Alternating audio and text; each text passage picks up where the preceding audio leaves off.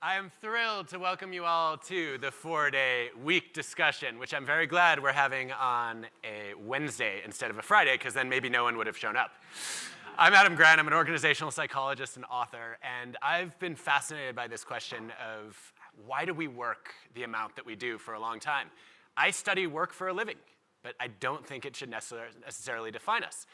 And it was about a century ago that Henry Ford, not exactly known for his enlightened views on management and taking care of humans, reduced the work week from 6 days to 5. Because he found that people were more productive, morale went up, there was more loyalty, there was lower turnover.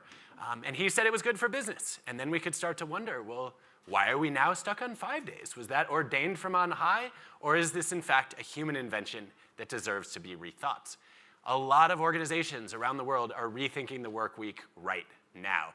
You've seen the trials by the Icelandic government, by Microsoft Japan. There's a New Zealand insurance company that's been doing it for years. And the data are really encouraging so far. It's still early. But for the most part, performance has either gone up or stayed the same. And people end up having more time to live their lives. And if there is a silver lining of COVID, it has to be that we rethink our priorities, right? That we may decide we don't want our jobs to be the center of our lives, and we want to plan work around life as opposed to vice versa, which too many of us, particularly in the West, have done for too long. So the purpose of the panel today is to talk about, is the 4-day week actually viable? If so, what should it look like? And how do we make it happen? Because I have met some people in Davos who do not think we should even work as few as 6 days. So I think we have some minds to change.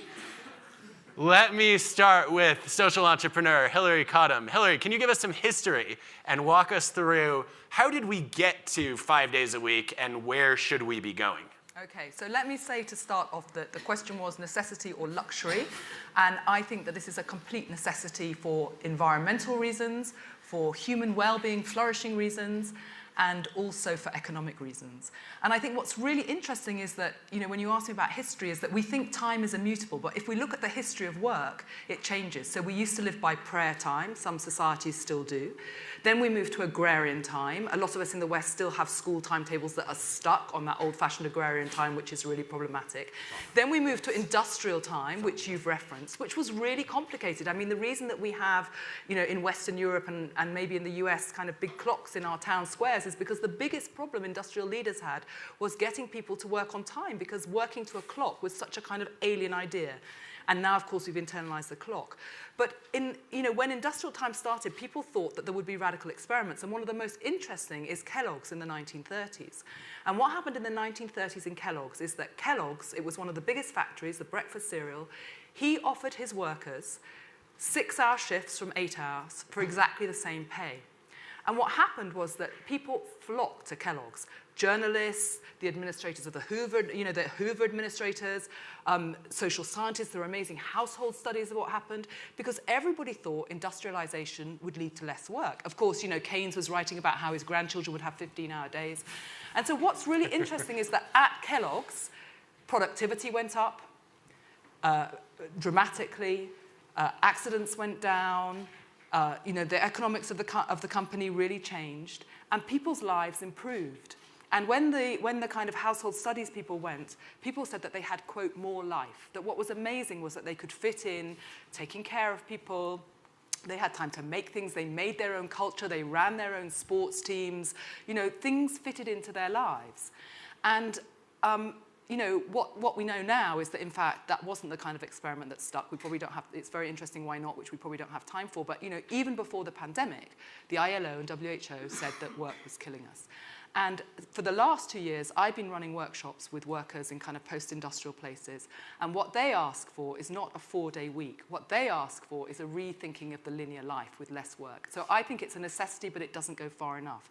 Because 4 days is a kind of, may I say, a male solution to this problem. Because basically, it doesn't think about care. Because as we all know, care of our children or our parents or just being with friends doesn't happen in 4 days. It happens around the day.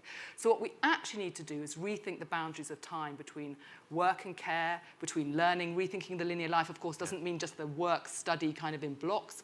And maybe we need some new boundaries so that we do have time to play and to be and so on. So a 4-day working week, a necessity, a start, but I think not the picture.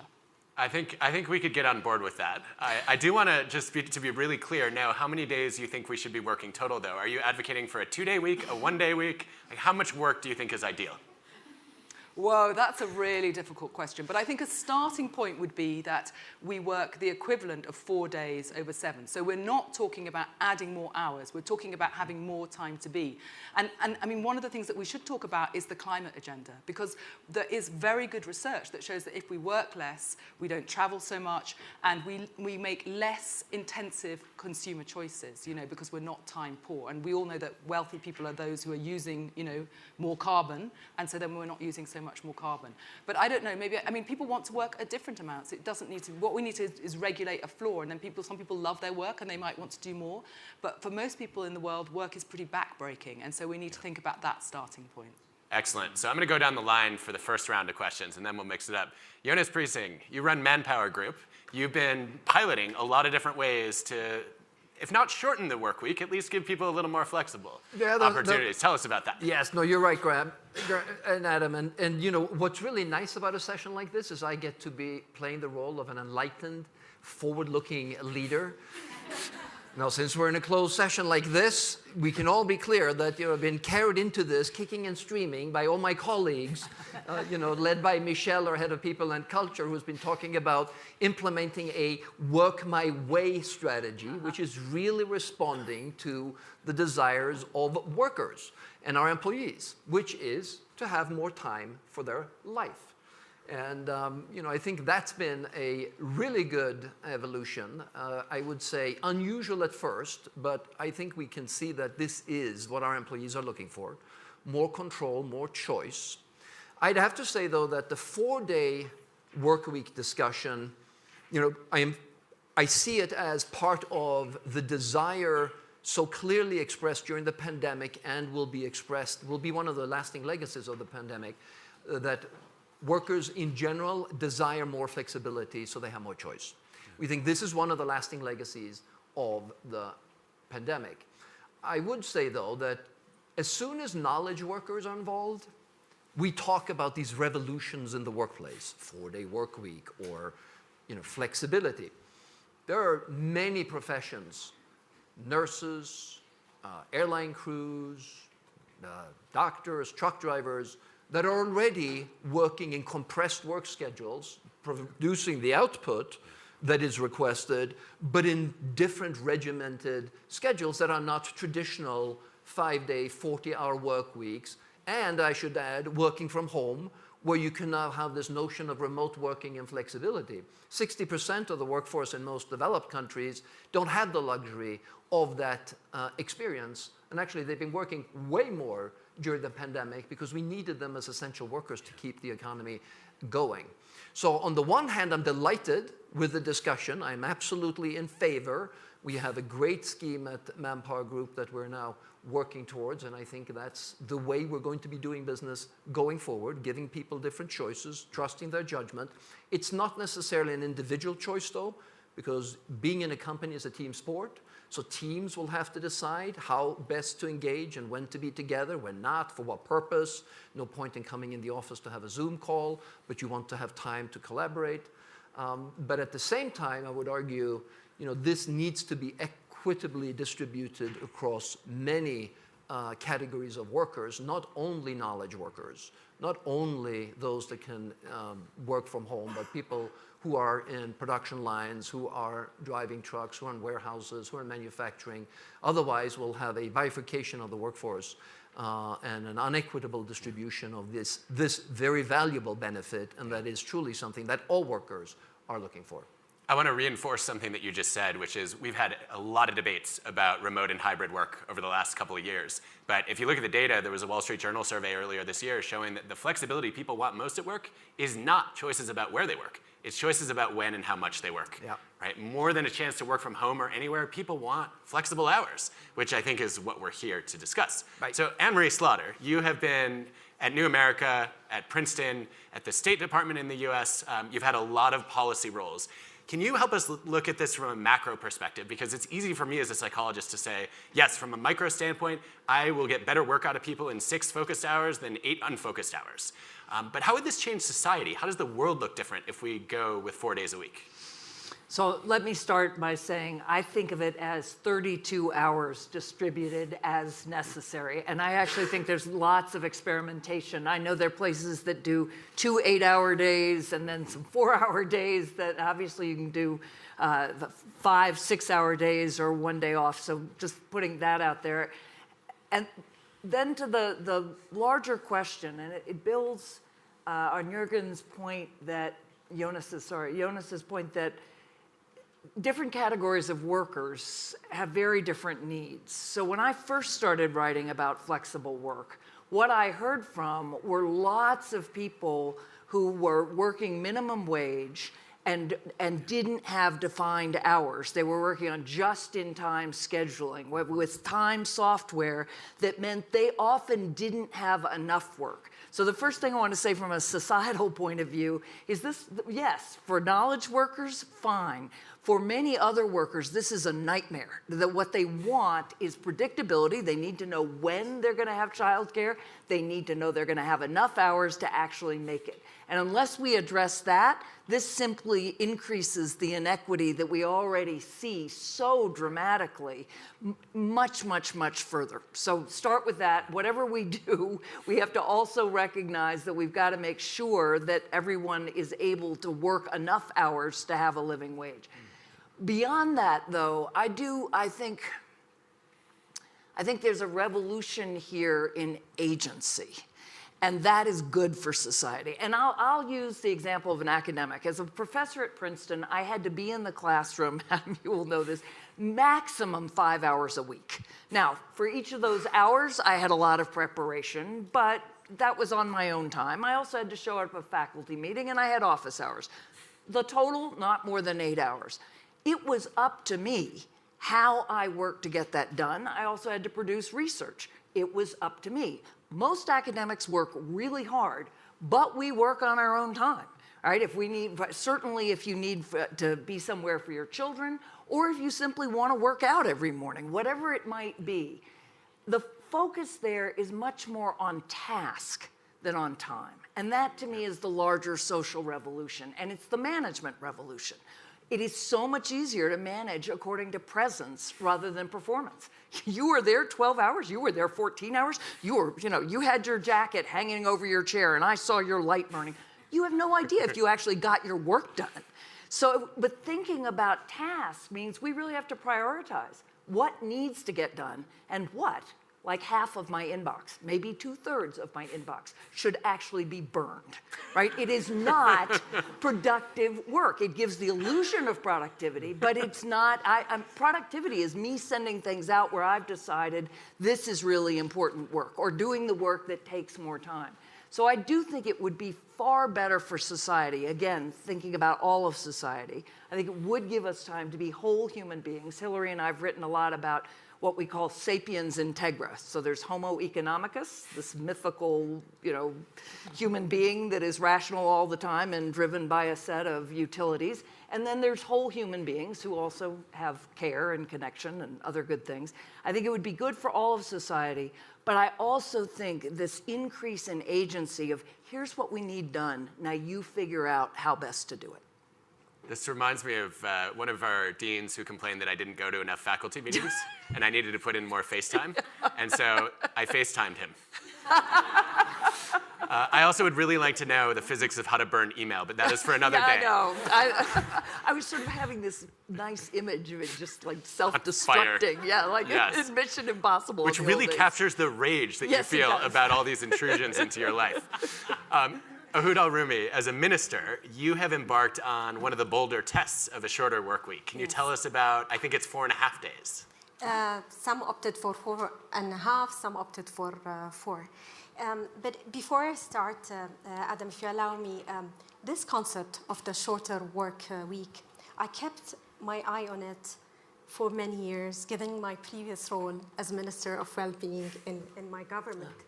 And I saw there were many trials around the world since 2008, but something shifted in the past 2 years. I think, as Jonas said, this may be part of the impact of COVID and the pandemic, where people went through a roller coaster of change. They worked from home. The line between the personal and professional life blurred. And then when they started going back to the organizations or reboarding in the organization, there was a tension. There was more demand for flexibility, well-being, discussion about mental health, and also more demand or the tension between the remote and the physical work. I see more of the implementation around the world in the private sector rather than the governments. And I can understand that because governments usually are slow. They have rigid systems. In the UAE, I think we are creating the government of the future. We always push boundaries, and we're not afraid of experimenting with new things. And maybe we are the first country in the world to institute the shorter work week government-wide. And employees are given the flexibility to work remotely or manage their working hours on flexi times. This decision was triggered by 4 reasons. First, enhancing the well-being. Second, strengthening the family bonds and the community relations, because people will have more time to take care of their families, whether men or women, and they will have more time for recreational activities. The third one is economic, because when people have a longer weekend, they can spend more, and this will benefit the local domestic sectors, and also to better align with the global markets. But also, we were supported to move ahead. And I can mention some of the factors that really supported us in this implementation. First, discussion on well-being is advanced in the UAE. We started in 2016 developing a national well-being strategy. That was even before the pandemic. And I had the honor to work on that agenda. Main pillar of that agenda was well-being at workplace. We developed the tools and the guides for that. The second, as Anne-Marie mentioned, we focus on results, not clock in, clock out. Productivity at the heart of what we do. We have systems to measure the performance of entities and individuals. Third, we had the right digital infrastructure, which allowed us to provide services 24/7, regardless of the hours or the working days, which is really essential for governments, because some of the early trials around the world failed because of the complaints from the citizens, because of the disruption in the service delivery. And the fourth thing is that we had agility in our HR system. We were able to move fast, and we were supported by the leadership. And maybe I can share later with you some of the early data that we gathered from this implementation and what we learned from this experience. We would love to hear about those data now, especially because there's some other governments here in Davos that could benefit from your expertise. Okay. Thank you, Adam. We started the implementation in January 2022. We planned it very well because, government entities are sensitive to change. So we had to do a lot of coordination to make sure schools, hospitals, government entities, they are on board. So some of the early data that we gathered are really promising. 70% of employees reported that they are working more efficiently, prioritizing and managing better their time during the week. Reduction, 55% reduction in absentees, which is wonderful. And 71% of employees reported that they're spending more time with their families. And let me share a funny story with you about this and how people adapt to change, because this might benefit also some of the organizations that are thinking of implementation. When I went to office on Monday morning after the first long weekend, I was so excited and happy to ask my colleagues, how was their weekend? And I was shocked. Some of them were lost. Some of them were angry, saying, we don't know. I said, what do you mean you don't know? We don't know what to do with the extra time that we have at hand. So they needed some time to adjust to the extra time that they had. And now they're spending more time with their families. And also 95% of students reported that they enrolled in more extracurricular activities during the longer weekend to support their talent or hobbies. So the results are promising, but we are still monitoring the implementation to make sure that objectives are met and that we can adjust the policy as we go forward. Yeah. It reminds me a little bit of something that happened in Brazil not long ago at SEMCO, where there was an observation that people, by the time they get to retirement age, are often not mentally or physically able to take full advantage of it. Yeah. And so they started a Retire a Little program where you could buy back a day of your week. And they expected that it was going to be people in their 50s doing it, most popular among people in their 20s and 30s. So I think there's something here. So we have heard, I think, a very strong case for the well-being, family, climate, economic benefits of shortening the work week. I'd just love to get a sense of the room and the panel. So let's start with one question, which is, can you just hold up the number of days per week that you currently work?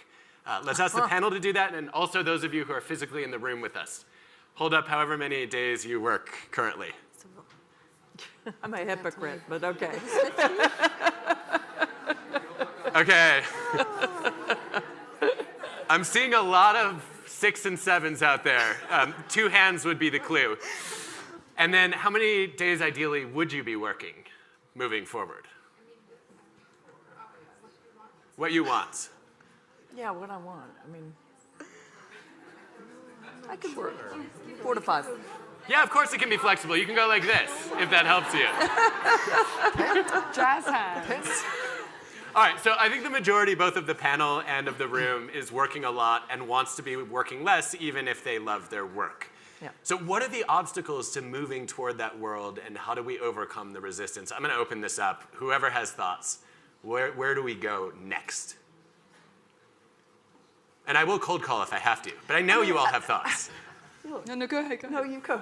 Well, I was just going to say that I think that what Ahud said is really interesting, that we do have to kind of relearn how to use disposable time. And we did see this in the pandemic. We saw people, beginning to take up knitting or baking, and we began to kind of use our leisure time in different ways. But I also wanted to come back to a point that both of you made, which is that I read this analysis recently that actually Keynes was right, that over our lifetime, we do work 15-hour weeks. It's just that, as you said, we have it all at the end of our lives.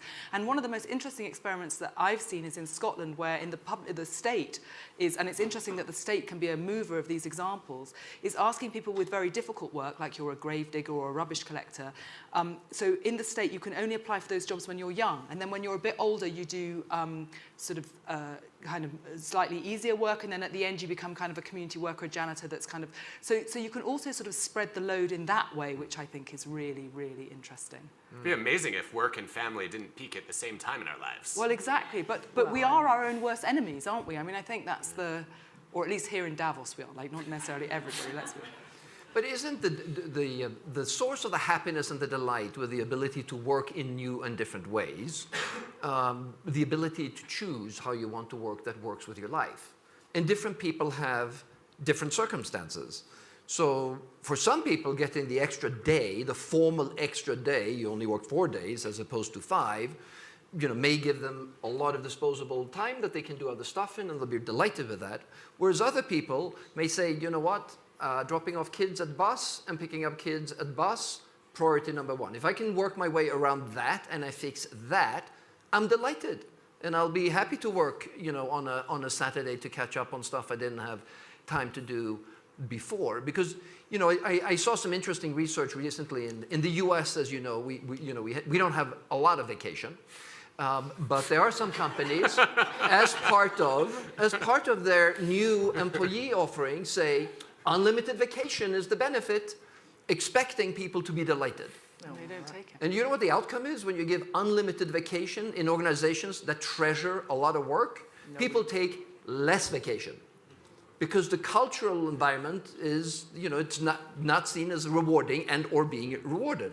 So I think it's the notion of choice that gives the benefit and and the delight, at least when I think about this from my perspective, that I enjoy working, when I can and when I'm interested in different topics, but it can happen, all the time at different times, and I have time to do other things as well. I feel the same way, and I feel like I should disclose I work part of a 6th day because nobody else is working then. And I want everyone else to go to 4 so that the 5th day will be like that. Henry? So I will say at New America, you get 6 weeks paid time off. So that includes everything. And you can only roll over 2 of those weeks. So if you don't take 4 weeks, you're just leaving money on the table. You will not cash it out when you leave. But that's how strongly I believe that fundamentally, I put this on my out of office in August, that I can do 12 months of work in 11 months, but not in 12 months. You give me that 1 month off, and really off. I mean, yes, I read, I do the kind of thing that I never have time to do, but I don't do email, I don't do your sort of standard stuff. And that recharges you. I mean, again, you need that for your productivity, your creativity, all of that. So I actually think even in the United States, we desperately need to change that. But right. This question about, it does come down also to what we value in how people spend their time. So in the Atlantic article I wrote a decade ago, I pointed out that if you had a man in your office who got up at 4 to train for a marathon and then came into the office and worked a regular day, he would just be, wow, look at that discipline. That's really something. Very much impressed. The woman who does that, and I know many, who gets up at 4 to make sure the lunches are packed, all the stuff is organized, getting her kids ready, and then comes in, is actually regarded as less than if she's spending time on care. So the question is, and you could think of lots of other hobbies in the same way. What do we value? The United States really thinks that how hard you work is the measure of your moral worth. And in fact, I would argue that caring for your family is, and of course work supports a family. We're all aware of that. But that the time you spend on emotional caregiving is just as, really, if anything, it's more a measure of moral worth, but at the very least it's equal. So if we're gonna think about time off, we have to not undercut it by thinking only some things or sneaking that work on the weekend is what really defines about a human being we admire, as opposed to a really well-rounded human being, a human being who has many hobbies or really spends that time on community or family care. Wow, being a hard worker does not make you a good person. You heard it in Davos. I work hard and I expect people to work hard, but that doesn't mean working all the time. Far from it. All right, I'm looking at time. I want to make sure we have time for lots of audience questions. So let's begin. We have a hand. I just want to remind everyone that questions do end with a question mark. Thanks, everyone. Hi, Hiba Ali. I run a news organization that reports about conflicts and disasters around the world, so we're very busy, so I work a lot. And appreciate all this thinking, but I suppose you can switch down to 4 hours or 4 days a week. But 4 hours a day. 4-hour work week. But if everything around you is still moving at the same pace, it's impossible. You can't. So you need the whole society to slow down, and that's a much bigger challenge than telling your employees you can work 4 days a week. So how do you tackle that piece of it? Let's try. So in the UAE, the shorter work week was implemented for government. We did not impose it on private sector. What happened, interestingly, that 50% of the private companies followed the decision. And even some of the global companies who have offices in the UAE took that practice and applied it in their offices across the world. So I agree with you. There should be a coordinated effort from the private sector, public sector, to make it easy and for people to adapt, for whether they have children in school or they're working in the private sector or the public sector. So this is also a lesson learned from the UAE. I wonder if that would work in reverse. If a bunch of private companies start it, will governments follow? Huh. I think we have a bunch of hands. Right over there, please. Thanks very much. I'm John Neal, I'm chairman of Unipart Group. You know, I think we've all learned the benefits of flexible working, and we've all enjoyed it, and there's a lot to learn from it. And if you ask people, would you like to work less hours, it's pretty easy to say yes. But maybe you have to ask them another question, which is you work in a Western economy, which is in deep debt. So, and most Western economies are, certainly the UK is, the US is. If you asked another question which said, well, you can work 4 hours a week less, but not so much money for education, not so much money for healthcare, sorry, we can't spend any money on climate change, or you could work 4 hours more, and maybe we have a chance of fixing climate change and all the other things, maybe you'd get a different answer. And I just wonder what the thoughts of the panel are on that question. So can I just ask a clarifying question? You're assuming you'd get paid less? No, you'd get paid, but you'd be the same amount as now? Yeah, exactly. So the tax revenues would be the same? No, the tax would be up because by and large, the GDP is a function of how many hours we all work, oversimplification. So if people are working more hours, there's a greater GDP, a greater tax take, and therefore more money that can be spent by the state on providing benefits for people. So, you know, the reason it's a controversial point is because we all kind of like the idea of working less hours and being more flexible, but there's an economic cost to it. So if you just ask people, would you like to work less? Yeah, sure I would. But would you like to pay the consequence of that? And then a more controversial question is, if we asked you to work more hours, but you'd get these benefits, what would be the answer? And that's the question I'm really asking for the views of the panel on. And I realize it's a little counterintuitive in an environment where we all like the idea of working less and working more flexibly. I think our panel is rejecting the premise of the question. Well, I think what you're getting at is, you know, the drive for productivity. And I think assumed in all of this is what Anne-Marie said is 12 months of work done in 11 or 10 or whatever it is. Because by the same token, if you think back 100 years, we were working 70 to 80 hours a week. And productivity then took off because we were applying new technologies and our output increased. So we created prosperity through growth, but not by working more hours. We actually reduced the hours almost by half. If you think about this from an agrarian move, and Hillary, you talked about the agrarian move and then into the industrial era, and our capacity to produce wealth, you know, doubled or more than doubled many times over. And I think the premise of this discussion is, you know, with the help of technology and different ways of working, we are going to be able to create prosperity, but not by working more hours, but by increasing productivity in the way that we interact with innovation and technology. So I think that's sort of the starting promise, because I think everyone agrees, you know, you can't lower productivity. Productivity needs to continue to grow. But I think the great example of how quickly we can switch on stuff that we never thought we could, you know, remote working and technologies. It's not as if all the companies suddenly bought Zoom in 1 week. You know, we all had the technologies, but we used them, you know, infrequently and poorly, you know, working our normal lives. And then suddenly one day we couldn't go to the office. And the very same technology suddenly was the lifeline that saved all of our businesses, and we could continue operating in new ways. So the shift, when forced, can actually be dramatic and can be very, very quick as well. Can I add to this? I mean, I think, you know, it is true that all the experiments show, you know, within reason, that if you work less, you are more productive. So we do reject the premise, I think, of your question. But the other thing is, I think, what's really important is how expensive this overwork is. So this is why the ILO and WHO, their data shows that work is killing us. Because if you work too much, you have, you know, societies are dealing with a massive mental health crisis.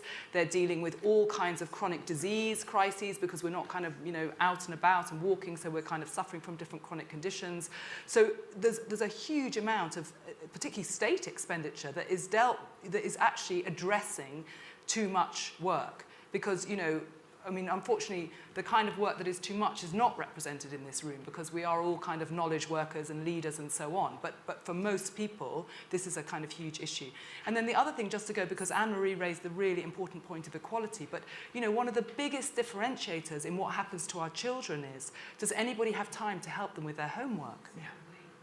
So if you have two parents working, you know, as all the families that I work in the kind of work I do, really, really long hours, they don't have time for that. It's a massive marker of inequality that is then marking the next generation. And we have to think about this as sustainable over generations. We have a question in the front, and while the microphone is on its way, this is a good time to say that WEF actually has a framework on what good work looks like. And if you take a look here, I would just highlight a couple of things on here. Obviously, inclusion's there. Flexibility is huge. But we're also talking about health and well-being being part of the responsibility of an employer. And I think that that has come on the radar in a big way in the last few years. And the cost of burnout for cardiovascular disease, for depression and anxiety, and a whole host of other psychological and physical conditions, I would estimate far outweighs the benefit of whatever extra hours we are putting in. Thank you. Mina Al-Arabi, I'm the editor-in-chief of a newspaper called The National. It's a 24-hour media outlet. So like Hiba, I think about, this is wonderful, but we have to cover the shifts. So one of the things, I had a two-pronged question. One is that we could give people 4-day weeks and reduce the hours they're working, but we'd have to find people who are equally skilled because it would have to be shift system. And at a time when we're looking at a real search for talent, but also the fact that there's 100% employment rates in a number of countries, how are we going to find that given the crunch that we're in and the expectations post-COVID? And in addition to that, not working would include not reading email. Is that possible for the majority of people who are not leaders, who can actually delegate down? Can you switch off, and is reading your email and keeping your eye on work and what's happening still considered work? Because I think even understanding what work means changes from person to person. But I'd really focus on the having the talent, because you think again about doctors. We don't have enough doctors to do really drastic surgeries. If they start taking more time off, that has a real impact. Who wants it? I mean, I have a lot to say, but I feel that I've said a lot about this. But I mean, I think obviously, when you look at different professions, I mean, I challenge your doctor point. I mean, in the British Health Service, we don't have enough professionals because it's like pouring water into a leaky bucket, because the working conditions are so stressful and so long that everybody is leaving. So we just can't train or steal enough people from other countries to keep our health systems going. But I think what's really interesting is that you see big worker gains in technology revolutions, but they have to fit with the technology. So one big gain in the last one was the weekend. If you told people they were going to have a paid weekend, people would have also said, but hang on a minute, like the production lines need to run 7 days. How is it possible to pay people for 2 days off? This is never going to happen. And yet, it has happened, and it's been rolled back. And what's interesting about digital technology is it's asynchronous. So we should be able to think about how we kind of dovetail in new ways. And we just haven't I don't think we've imagined it enough. Now, when I run my workshops, people, they reach for this, and then if they're kind of lawyers or they're design clients or they're journalists, they say, but hang on a minute, this person expects always to see the same person. So part of it is normative. There may be some professions, which is why I think we need to think about the non-linear life. Like, you may do your job, Mina, for like 10 years, and then you may need to kind of think about doing something else because it's simply unsustainable to kind of, be brilliant in this way for that long. So I think that's, because I want to say one other thing is I think that this is not an individual thing, this is a social thing. Like, we need societies that give people time to rest, to retrain. So it's not about, rewarding the individual. We have to think about how we change the norms, which is why I think your work is so interesting, because, you've been doing it at the state level to kind of say, you don't have to do this, but this is the new norm. And I think that's very interesting. I'll just add one quick point to this, which is I also wonder if we need new models for shift work, since a lot of people in this room are thinking about that. Yes. I invested in a startup recently called A-Team that's trying to reimagine how we organize our work lives. And they've taken the builder economy and said, look, if you're a software engineer or a designer, you can team up with the people that you most want to work with. And then you can work on projects together, and these projects come out, and you can rent your skills out to the highest bidder or the most noble purpose, as opposed to working for one company. I wonder why we aren't doing that in more kinds of work, right? This is what Uber drivers do. You don't have assigned shifts. You have tasks that need to be done, and then there's a pool of people who are available to take those. What if all of our jobs were organized like that? We wouldn't have jobs, I guess, but we would have projects, and we would have a lot of flexibility around them. Exactly. And I would, no, please. No, I'm right. I mean, I would push even further job shares. I remember at the National Security Council at one point, 2 young mothers, both with relatively very young children, they would have been very happy to share the job so that somebody was on, because yes, it's the National Security Council. No, we can't do that. They would take half money. They didn't need, they had leave of various kinds. There are all sorts of ways you can think creatively about how to cover what needs to be covered. And on email, I was looking for my phone to see if I have it on my Kindle, but I just bought a book on the world without email. email is killing us, right? I mean, there's just no way we need to know what is happening all the time and respond all the time. So I actually think that's a separate conversation and a separate reform that we will be going through. I'm going to email you about it later. Yeah, no. Other questions from the room? Right up here, please. Thank you, Stefika. Thank you. Hi, Henry, based in Manila. I run an education company there. But I'm also half French, and we did implement a 35-hour working week. And I was just curious what your thoughts were, A, on that experiment, and B, on the role of government legislation. Because the theory at the time in France was, if you wait for people to come up with it, if you wait for companies to legislate, it's going to take too long. We're just going to impose it on everyone else. And obviously, lots of backlash, but it pushed through. So I'm very curious what your thoughts are on legislation in general and in the French example, if you have any thoughts. Thank you. You know, I think that's a great example of, you know, the gentleman asked a question about a change that wasn't driven by productivity improvements, but a societal desire to work less, with the theory that if you take 40 weeks to 35, lots more jobs will be created, and the 8% unemployment rate at the time in France is going to come down because more jobs were going to be created. None of that happened. No, that didn't happen. What happened was that everybody continued to work exactly the same amount of hours. Because you're in France, though, we're all tracking this, which means all Frenchmen have 8 weeks of vacation.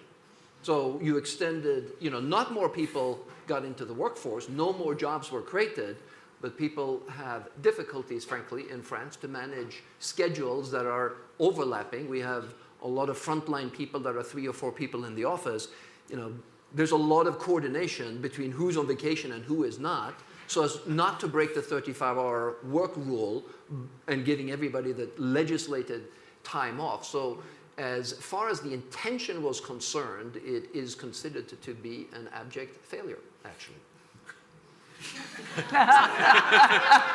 Wow. So, Ohud, tell us how we can make this a success. Can you fix France for us? I'll talk about the UAE. So, you know, Adam, I see the 4-day work week as part of a bigger fundamental changes that we are witnessing in workplace. Yeah. And this change is unavoidable, fast-paced, and continuous. And I think the governments can play a role in being the role model and championing the changes in the workplace. Because I think the pandemic and the disruption caused by the pandemic is giving us golden opportunity to reimagine the legislations, redesign the work that was invented 100 years ago, and have more agile and flexible systems. In the UAE, we mandated on the government. We did not mandate it on the private sector. But then the private sector, when they saw the government leading, they opted to implement it in the private sector, and not just in the UAE, but in the world. So I think the government can play a role in showing, I think entities, they need data, they need numbers. So we need to do a lot of assessment and publish numbers to convince also leaders, whether in the public sector or private sector, to adopt the new norm. I think there's no U-turn. It's just going forward, and many of entities will adopt the shorter work week. Perfect segue to my closing question. In the minute we have left, we didn't really answer the question of how are we going to get more people on board with a shorter work week. Can I ask you each to give us a sentence, if you have one piece of advice for the room on how we can make work a slightly smaller part of our lives? What would you suggest? And I'll just start by saying, don't count it out until you run the experiment. Pilot it. Let's actually see what happens. You know, in labor markets that are constrained in terms of workers are making the choice for us. They're joining organizations that will provide flexibility and choice. And working their way, or working my way, is really the way to attract and retain talent. So I think it's a little bit of an academic question, because I think it's going to be reality. This is how the world is going, because workers want this to happen. We've proven that it can be done, and it's moving in that direction. And I would say for the managers who are worried about it, because I find it's much more the managers than the workers, manage to task. Identify, this is what I need done, this is when I need it done by, this is the quality I need, and then just see. So I'm a social entrepreneur, and I find that the pushback often comes from small businesses. There's often an idea that big business can do this, but small business can't. And what I've done is I've used an organization called TimeWise UK for my hiring. TimeWise has women who basically want to work predictable flexibility. I hire from them. Immediately, I have a fantastic workforce that share that norm, so there's not like one person kind of dropping off their kids, and then everybody else begins to adjust. So other younger workers might not have children, but they certainly want to see their friends. This can't just be about whether you have children or not. And so this immediately begins to kind of shift the norm. So, you know, don't do it a one-person thing, hire in that way for a cultural, and it can happen everywhere. Let's focus on the purpose. What are we trying to achieve here? I think it's the well-being and flexibility. So this can be achieved by a shorter work week or by other tools that can be the answer for the purpose. And for governments, I think the non-negotiable is service delivery to public. We cannot jeopardize the service delivery. So as long as we providing the services, the right service to our people, then we can adopt any solution.